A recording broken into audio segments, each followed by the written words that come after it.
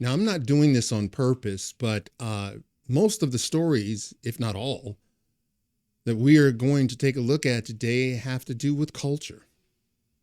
Um, in particular, this white man who got fed up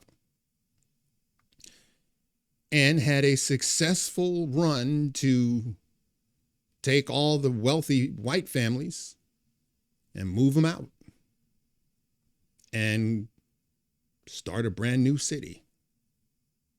Huh. It's interesting, the response. That's what I find the most fascinating.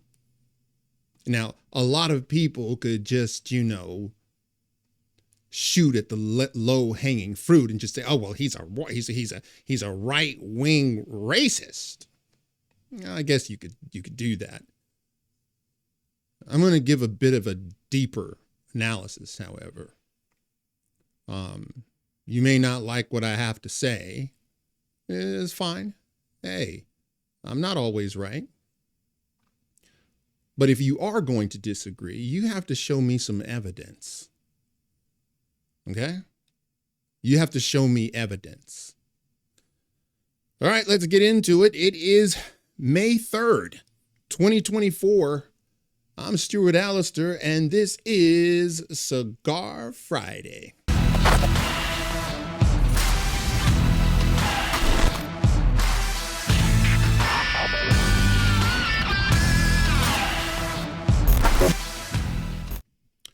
From the Daily Mail, how Baton Rouge school plagued by racial tensions and violence drove military veteran to spearhead successful campaign for wealthy white residents to form new city in St. George. Just right off the bat, what do you think about that? Do you think forming a place where ostensibly everyone is on the same page with regard to school, discipline, rule of law,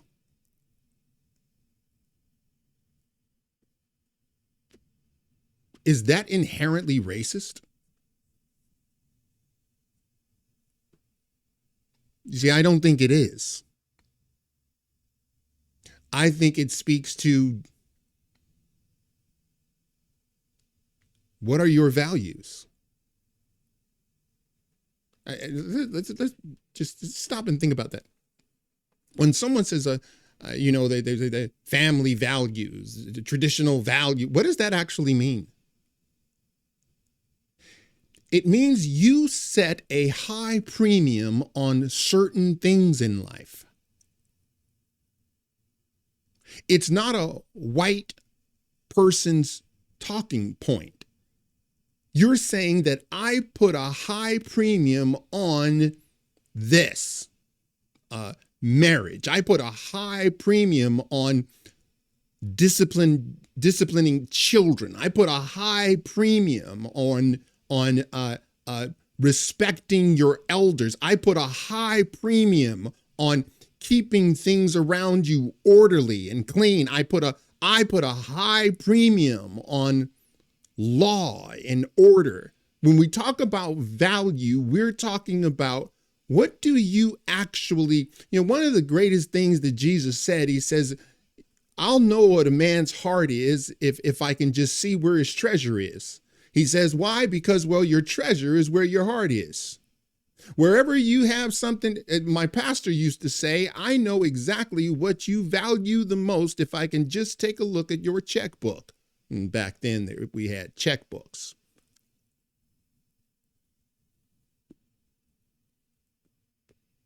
And I'm telling you, that's what this is about. Not about race. It's about the fact that people get sick and tired of being sick and tired. People get sick and tired of the Gavin Newsoms of the world.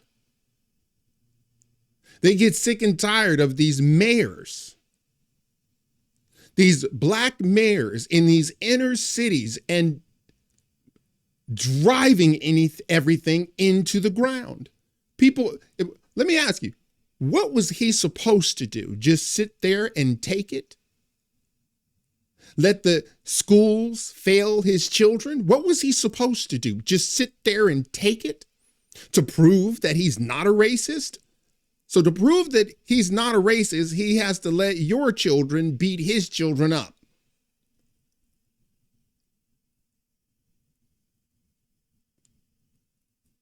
I showed you an interaction between Ben Shapiro and two so-called black academics. And the question was, this disparaging between black wealth and white wealth. And the numbers were alarming, when you break it down by racial lines. And Ben Shapiro said, well, my guess is it's cultural. And the other two black people, the black academics, burst out laughing. He doesn't know what he's talking about. It's racism. And then Ben answered and said, okay, well then explain. Why are black people getting pregnant out of wedlock at a higher rate? Why are black kids dropping out of high school at a higher rate? Why are black kids not getting admitted to college at a higher rate? Why are black kids getting involved with violent crimes? Why are black kids dying at a higher level? Why are black people committing a disproportionate amount of the crime? So if it isn't culture, then you tell me what it is. In order to tell me that no, it's about white people and it's all about the white man, and that means that you believe white supremacists in the dead of the night go into black neighborhoods and at gunpoint get young black men and force them to have sex with other young black women and impregnate them. And then once that's done, the white supremacist goes home and the black young man says nothing about it.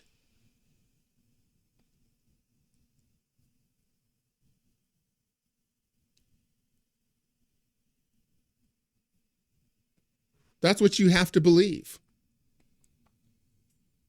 I'm sorry, man. The whole the racial thing gets old, man.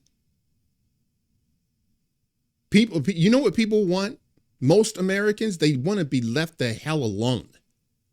Most people, people think that white people are sitting around thinking about how many things they can do to ruin black people or Latino lives. And you know what they're thinking? How am I going to pay for this? How am I going to get a vacation for my family? Why won't this manager get off my back? That's what they spend the most of their time thinking about. And they're not talking about, well, we got to have a meeting. It's our Monday meeting about how we're going to ruin black people's lives. That's not happening.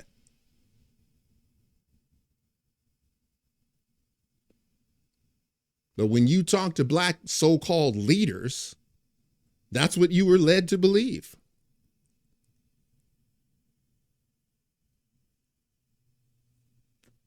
The crap gets old, man. All right. Before we go any further, why don't you wreck that like button, subscribe to my channel if you haven't, and press that notification bell so you never miss an episode. Dear Lord, have mercy. On May 3rd, 2013, violence erupted in the hallways of Woodlawn High School. As many as 6 separate fights between unruly students broke out that day. Part of the Annus Horribilis. Do you know what that means? Annus Horribilis. Do you know what that means? It means, I guess it's Latin for horrible year. That saw 61 arrests made at a racially diverse school in Baton Rouge, Louisiana. Looking on in despair was Norman Browning, who had recently spent 15 years volunteering as a sports coach at Woodlawn. It was to be a pivotal day in the history of the school and the city and ultimately America, as it helped drive the seismic split in the community led by Browning that had sparked fears over the resegregation of the nation's schools. The Louisiana Supreme Court last week ruled that a new city of St. George could move forward with incorporation, splitting wealthy white residents from poorer black residents of East Baton Rouge. It has been hailed by supporters as the final victory in a 10-year campaign to take back control of the area's failing education system. But opponents have slammed it as a racist secession, arguing it will create a white enclave and leave struggling black communities behind.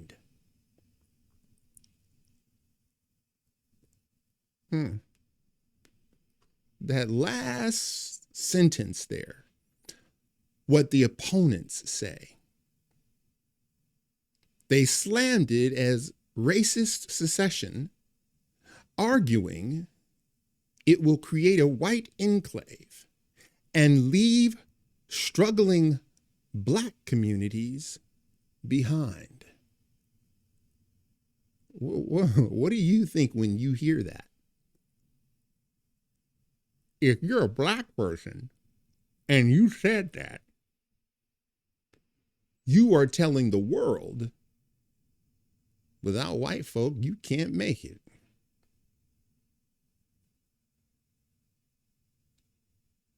No. I'll let you piece this together. Go ahead. Call me the Uncle Tom. Go ahead.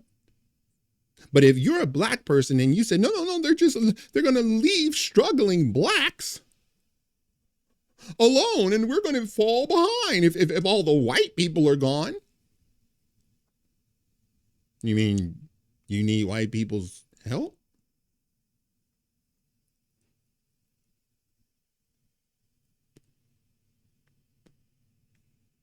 You mean you can't make it without those dastardly white people? Is that what you're telling us? That's an odd measure to take. I gotta tell you, it sounds racist to me.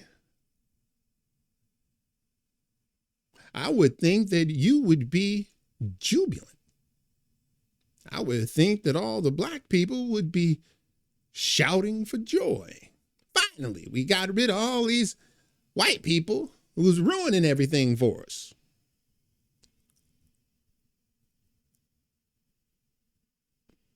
You know, Candace Owens had this saying, and I love it. She said, with regard to, transgender nonsense, men getting pregnant, she said, biology always wins. I love that. Biology always wins. You know what I'm telling you? Reality always wins. There's no way around it.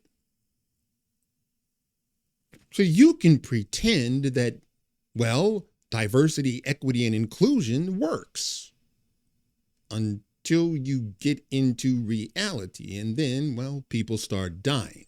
Why? Because reality rears its ugly head. Reality always wins in the end. And right there, arguing it will create a white enclave and leave struggling black communities. Ooh, black communities behind.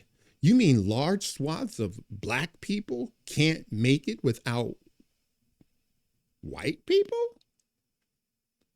I thought that they were the bane of our existence. I thought that you would be shouting for joy. No. You're misunderstanding because you see, well, white people they have all the money. Oh, it's a money issue. I've said this before. I think I told you guys this, but it does bear repeating. A very famous black pastor, I'm not going to mention his name, but as his church started to grow and his books started to sell, and I think even a movie or two, he felt bad that black inner cities, in the same state that he was in, they'd fallen behind. And here he is living in the lap of luxury. His congregation, by and large, 98 to 99% black. Everybody seems to be doing just fine. But he has to go back to that inner city because it was just gnawing at him. So he did. Went to those cities and started planting trees, taking out boarded up windows and replacing them with shiny new window plates. We were taking these dilapidated doors and replacing them, and they started to paint over all of the spray painted quadrants, and after about a month of reinvigorating this community, it looked like a different place. And he is very proud of himself, he said. He's telling this to his entire congregation. Again, 98% black. About, I don't know, 8-9 months later, he goes back. He wants to make sure that everything is on track. And he was appalled. It had reverted right back to what it was before he ever got there. And he was like, what in heaven's name? And at that, he's telling his congregation, once again, 98% black. He came to the startling revelation. Money wasn't the problem.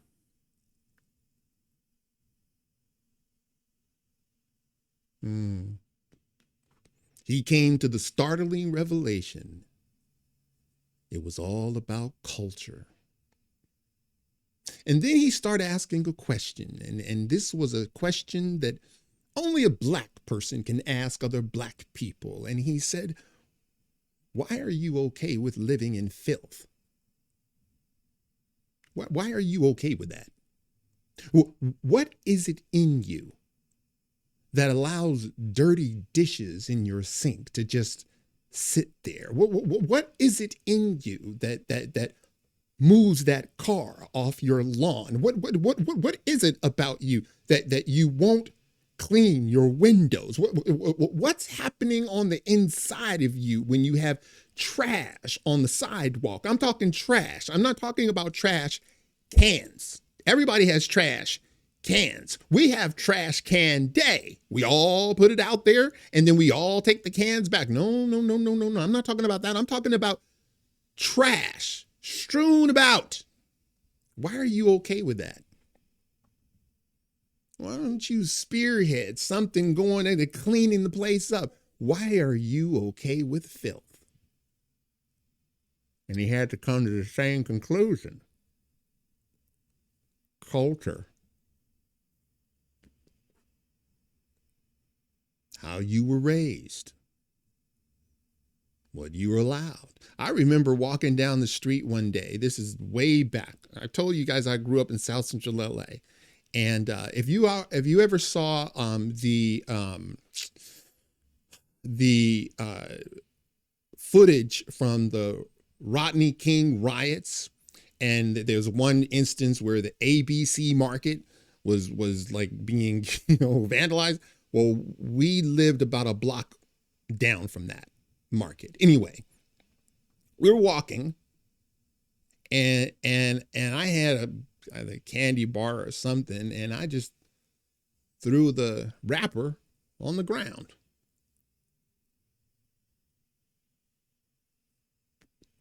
My mom looked at me like I had just declared World War III. What have you done? What is that?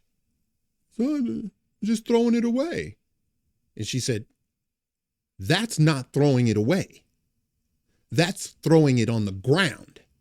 Somebody else has to come along and pick it up. Go pick it up. And if there is no trash can around, wait until you see one.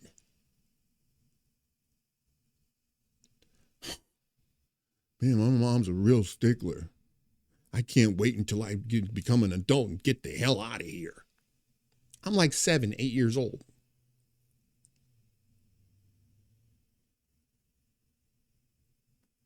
Culture. Even Don Lemon, the dumbest man to ever be on television. I mean, he rivals, Sonny Hostin. The two of them is like the two peas in a pod, man. Even he said, why is it that when I go to a black neighborhood, there's trash everywhere? Go to a white neighborhood, I don't see any trash.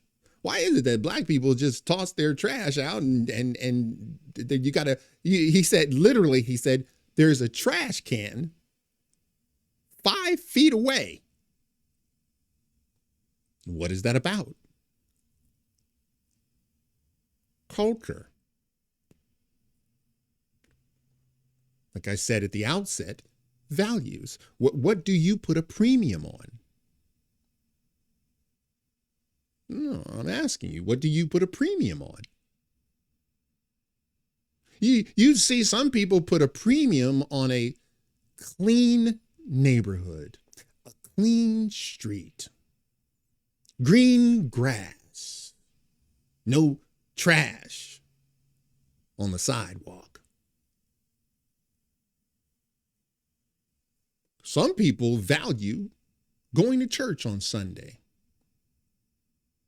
meeting your community there, all praising God. And some communities value all of that. Cleanliness, law and order, children respecting their elders, children being disciplined. What happens when you start yelling, defund the police? You see, if you won't discipline little Johnny, there's a bunch of police officers that will.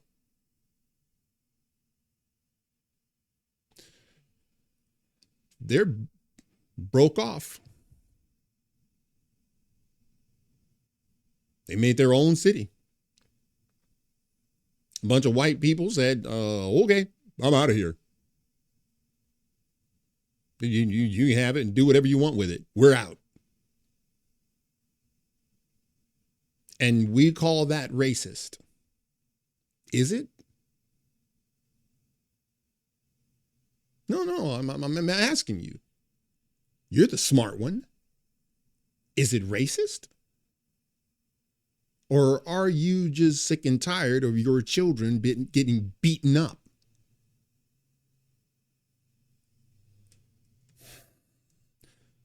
Today, dailymail.com can reveal how the split was sparked by Browning's time at Woodlawn High, a school that became the lightning rod for a community riven by racial tensions. The military veteran and father of three is born and bred in Baton Rouge, educated at Baton Rouge High School, which lies within East Baton Rouge, outside of the new city of St. George. He graduated from Southeastern Louisiana University. After leaving the military, he worked predominantly in the pharmaceutical sales outside the state.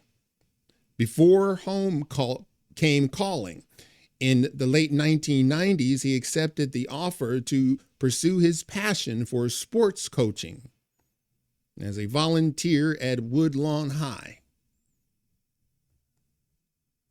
which was also in East Baton Rouge.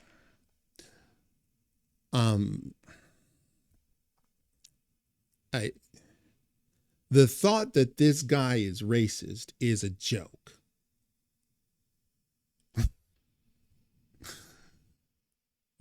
It's a joke.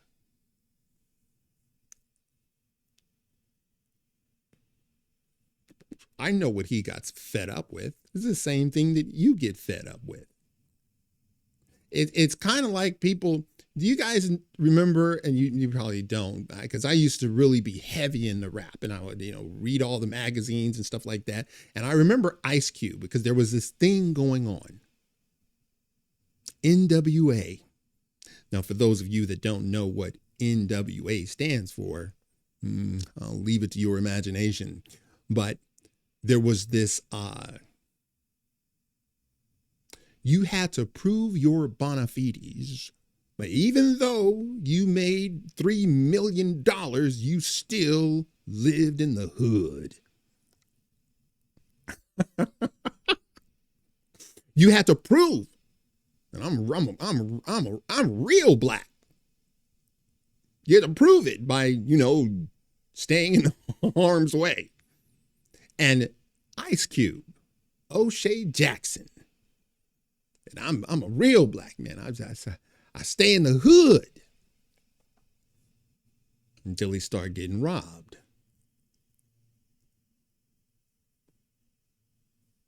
The same went for Ice-T. He's now an actor. Same goes for LL Cool J. The same goes for all of them. They all got the hell out. Why? Well, they got sick and tired of being robbed. Now, some of you are probably thinking, well, those dastardly white supremacists that were robbing them, they never get called upon. The police never. No. There weren't white supremacists robbing them.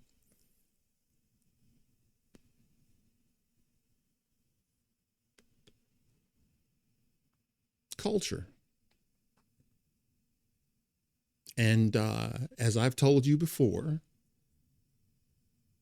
my community, we don't champion critical thinking. In fact, we laugh at it.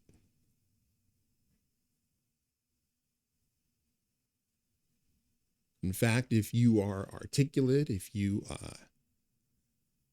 have an extensive vocabulary that goes beyond F that and S that, and you're ridiculed. Only with black people. And then get mad when people leave. That's that just like what blows your mind. Then they get mad. I remember when my mom moved, because she didn't care. She didn't care if she was called an Uncle Tom, because it became, well, let's see here. I can get called an Uncle Tom, leave my kids here and they can get shot, or I can move. Guess what she chose? And I remember one time my friend's stepdad had to go visit someone that was, back in the hood. Said, hey, we all want to go. We all want to go. So we all went. I remember Spanky, one of the dudes I used to hang out with all the time. Gangster. It's like, hey man, you never come back. You never come around. You never. No, I don't. I like fresh air. I like clean streets. I like being able to walk 5 blocks to school and then not getting jumped. I love going to sleep and I don't hear gunfire. No, I have not come back. So you tell me what you guys think. It's my understanding that this is going forward. And I have to remind you, for those of you that are going to say it's racist, no, it's racist. Okay. Why are black people mad that they're leaving? Don't you want to get rid of them? As I said, aren't they the bane of your existence? You should be singing praises. Thank God, those horrible, rich white people are gone. You see, reality always wins. Reality always wins. There's look, when you wake up, particularly black people, ask yourself the question, why are you okay with filth? Why are you okay with loud music on Wednesday night?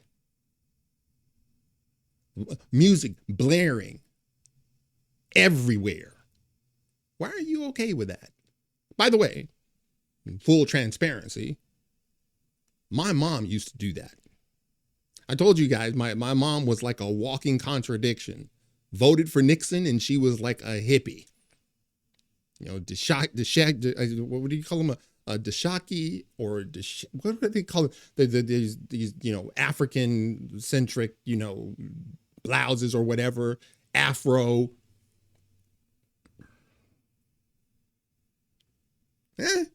I would love to know what you think. I'm sure it's only me. I'm just shucking and jiving for the white man. All right. Why don't you wreck that like button, subscribe to my channel, and press that notification bell so you don't miss an episode. Check this out. Pro-Hamas protesters at University of Chicago demand HIV tests, dental dams, Plan B, and more. Did you know that these pro-Palestinian students were making demands? They're making demands, and their demands, it's almost as if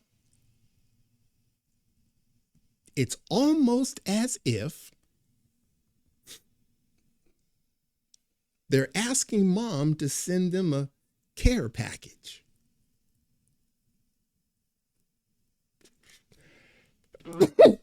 Sorry. This is like, what do you mean? Well, first of all, do you guys know what a dental dam is? I looked it up. Saw it in the CDC. It's for oral sexual activities. That's what they're making the demand for, because after all, they are college students. Man, unbelievable. This is like ridiculous, man. Pro-Hamas protesters at University of Chicago released a list of supply needs for their encampment this week that includes items for spicy activity. Chicago United for Palestine and leftist group committed to Palestinian liberation and racial justice at the University of Chicago created a list of supplies needed that included Vaseline, HIV tests, dental dams, Plan B, and Diva cups. I don't know what Diva cups are. I'm assuming. I'm not going to assume. I don't know what that is. But I do believe Plan B is for, it's the pill for the morning after. You know what that is? It's for the morning after. Plan B. A pill you can take to make sure that HIV tests. These are the supplies that we require.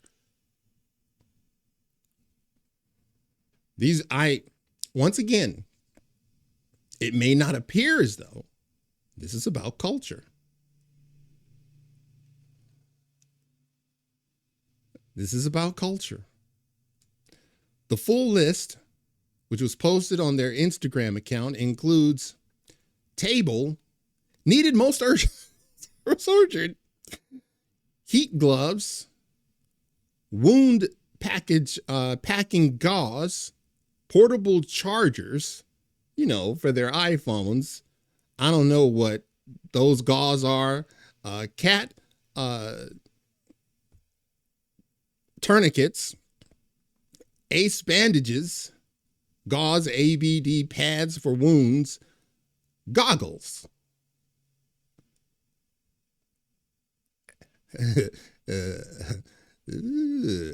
They need goggles for when those pesky police officers try to come back.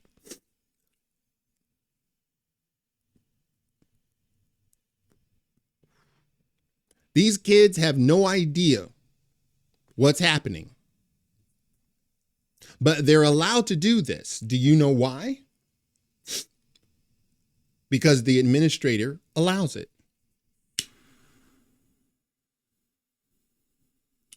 In fact, the administrators said they want to make sure that they can get these things to them because, after all, they are our students and we are responsible. It's like they're asking mom and dad to give them a care package.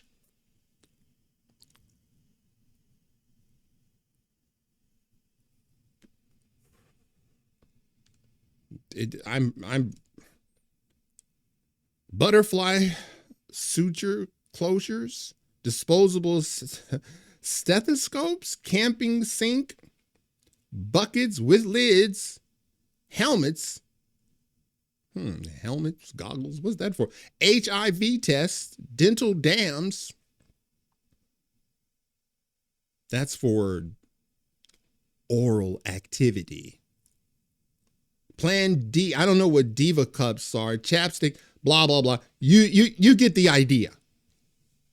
Why do you think they're calling for that stuff? Because this is what they value. They are, after all, college students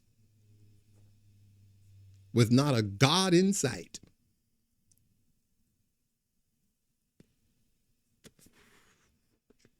Hey, man, hold on a second, because I have to get to this. The protesters are demanding, that the university divest any investments that it has in Israeli institutions, companies that do business with Israel, or weapon manufacturers, according to the Chicago Sun-Times. I'm sorry, man. It's like, if you're like, you're about to sneeze, but okay. All right. Finally. All right. Go on. The protesters established their encampment on the campus on Monday, the report said, and the school, get this, and the school has said that it wants to afford them, quote, the greatest leeway possible for free expression, close quote.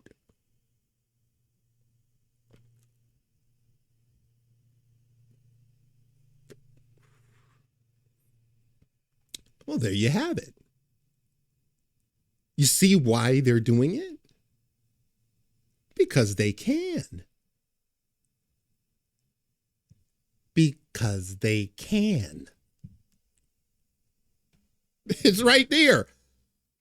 The protesters established their encampment on the campus on Monday, the report said, and the school has said that it wants to afford them the greatest leeway possible for free expression. You know, those dental dams. That's how they're expressing themselves. I'm sorry. I don't. Once again, it boils down to culture. What do you value? What do you value? What do you put a premium on? They just told you. The administrators just told you what they put a high premium on. Their free expression for students. This is Chicago, by the way, and, mega country, according to Jesse Smollett. So any of you out there who still believe that this is really about Palestine, you have lost your mind. You don't know what's going on. You really don't.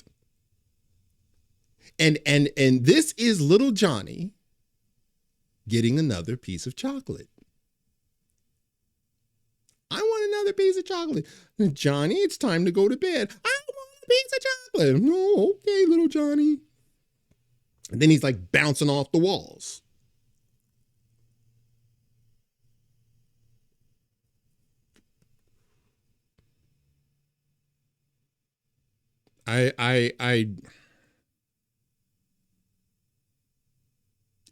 So if you want to know why it's happening on these college students, these college campuses, it's because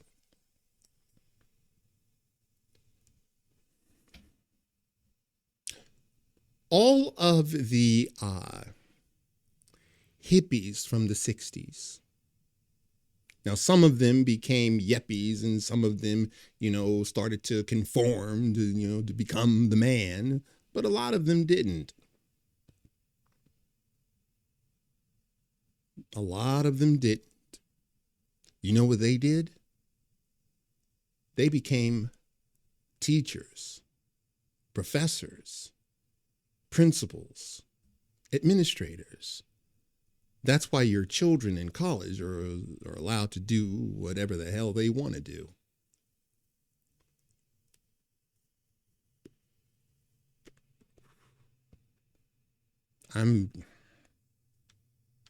Hey, if you can't see how wrong that is, you're actually part of the problem. All right. If you can, please wreck that like button, subscribe to my channel if you haven't, and press that notification bell so you never miss an episode. And away we go. North Carolina student said he would have protected American flag with his dead body from Marxist horde. Did you guys hear about this? Because this is probably one of the coolest stories, and I'm ending with this story because this is when culture goes right. I love this. Love it. A student who defended the American flag at a North Carolina campus Tuesday from the anti-Israel mob said the protesters would have had to yank the flag from him over his dead body. So get this. A bunch of frat boys see these pro-Palestinians taking down the American flag. They wanted to replace it with the Palestinian flag. And they weren't having any of it. There are pictures. I'm sorry, I don't have the pictures pulled up. They have pictures where they wouldn't allow the flag to touch the ground. They wouldn't let the U.S. flag touch the ground. They were singing America the Great, the Star Spangled Banner. They were singing it. Frat boys who had had enough. Man, oh man, oh man, oh man. Anti-Israel protesters targeted the American flag on the University of North Carolina at Chapel Hill's Quad, which had been flying at half-mast after 4 Charlotte officers were killed in the line of duty. At one point, they replaced it with the Palestinian flag, enraging students and inspiring members of the Pi Kappa Phi fraternity to take action. Quote, I don't understand how people can't act like this. I don't understand how people can act like this, said Dan Stolple, a junior studying political science at the university. He was one of over a few dozen students who stood up to the mob of hundreds as they tried to desecrate the American flag. Stolple and his fellow classmates held the flag for over an hour until police were able to clear the protest to safety, hoisted back on the flagpole. All the while, the students experienced profanity and middle fingers from protesters, along with bottles, rocks, and water being tossed at them. They stood there, right there, getting pelted by these peaceful protesters.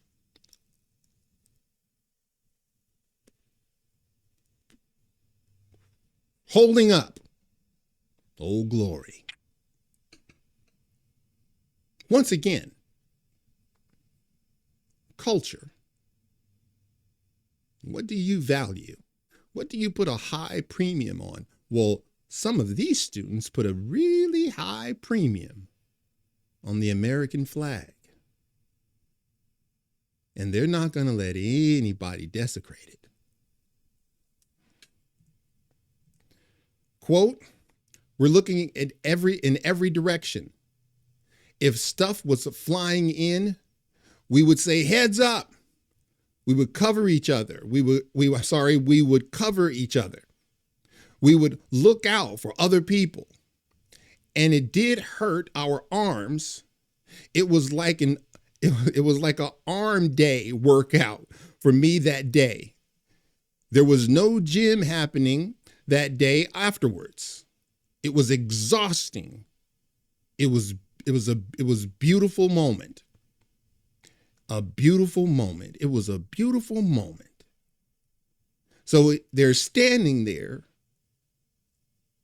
arms exhausted, trying to wait for the cops to get there to disband the pro-Palestinian hordes. And he says it was a beautiful moment. They actually at one point started chanting, USA, USA, USA.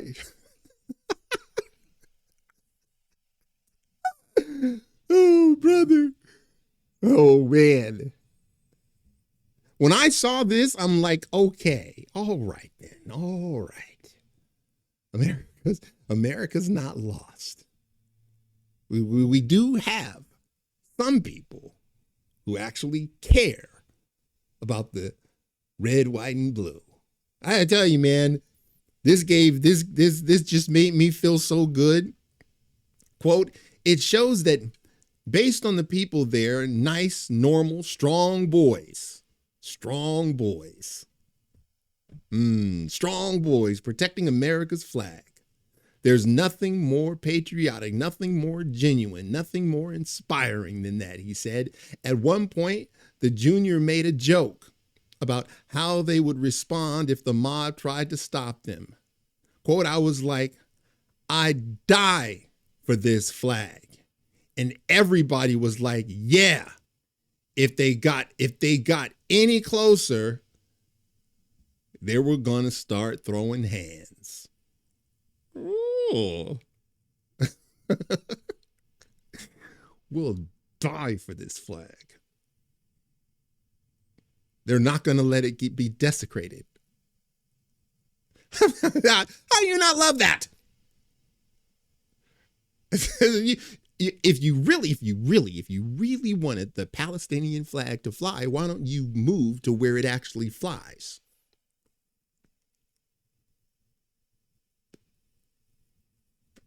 I'm sure they would love to have you. Well, some of you. You know, the alphabet community are pro-Palestine. Overwhelmingly.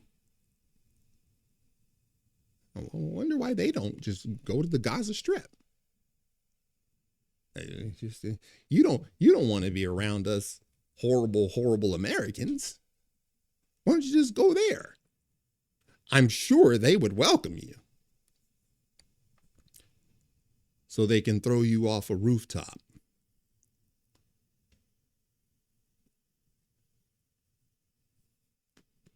This is all about culture. Once again, what do you value? What do you put a premium on? The Bible says that marriage is honorable. And some communities, hell, some countries, put a really high premium on family, on marriage. I remember reading, this is like years ago. Japan thought it was so crazy that there was a marriage penalty in our tax code. They just thought, hold on a second, you're penalizing them for being married?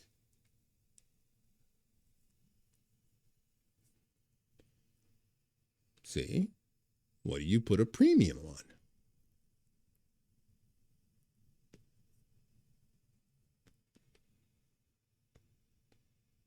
The country is not completely lost.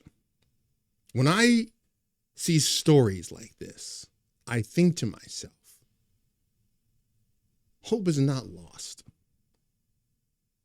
Now, for those of you who think the first story was me just, shucking and jiving for the white man, I have to ask you, why aren't we happy that white people are leaving? Why aren't they happy about it? Should be. I thought that they were the bane of your existence.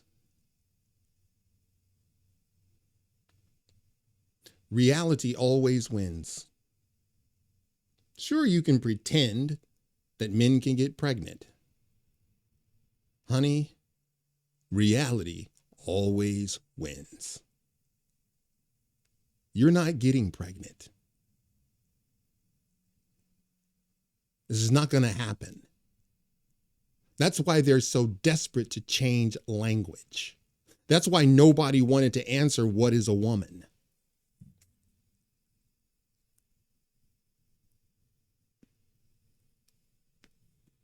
I gotta tell you, I am very, very proud when I see stories like this. We're not going anywhere. I don't care. They're going to have to tear me off this flag over my dead body.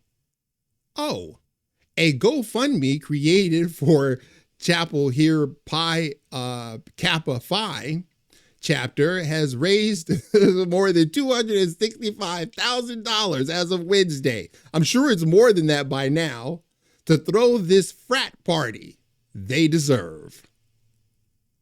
They started a GoFundMe. They've got hundreds of thousands of dollars so they can throw a party. Why? Because they refuse to let the flag be desecrated. Does that make you feel good, doesn't it? A bunch of strong boys. Strong frat boys. I guess they had just had enough. And sometimes that's what it takes. Have you had enough? Have you had enough of Joe Biden shuffling you to the back of the bus? Are you sick and tired of America being shuffled to the back of the bus? Are you sick and tired of other countries getting your resources? Are you sick and tired of people telling you men can get pregnant? Are you sick and tired of your representatives disrespecting you?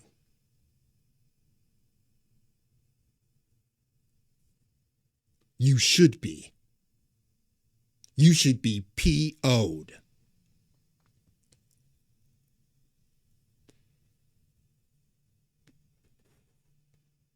Well, at some point, as I've said before, we do not live in a monarchy, but a constitutional republic is only as strong as its electorate. And I know this sounds like over the top, and you never want to put it on one person, but it's really not just the one person. The reason I say, if Donald Trump is not reelected, 4 more years of being shuffled to the back of the bus will be our defeat. And it didn't come from without. It came from within. When college students chant death to America. Dear Lord, have mercy on this country. Well, for those of you who would like to know what I'm smoking, man, oh man, this thing has been brilliant. It's an H. Upmann from 1844. And man, oh man, is this great. Hold on a second, because, you know, the little band, it's A.J. Fernandez. Honey, if you could get your hands on this, is like one of the greatest smokes I have had to date. You guys all know that I love the Extraordinary Larry by Acid. I got to tell you, man, this thing is just, I mean, if you're used to smoking cigars, you know, from the first puff, you know, you roast the end and that first virgin puff, and you know right away, this is going to be good. And I'm telling you, baby, this is great. Mm, mm, ooh, my goodness gracious. Will you look at that? My goodness gracious. See, this was handcrafted from people who actually know what the hell they're doing. This is a work of art for those of you who don't understand. A work of art. All right, that's it for now. Hey, if you like this video, smash that like button and subscribe.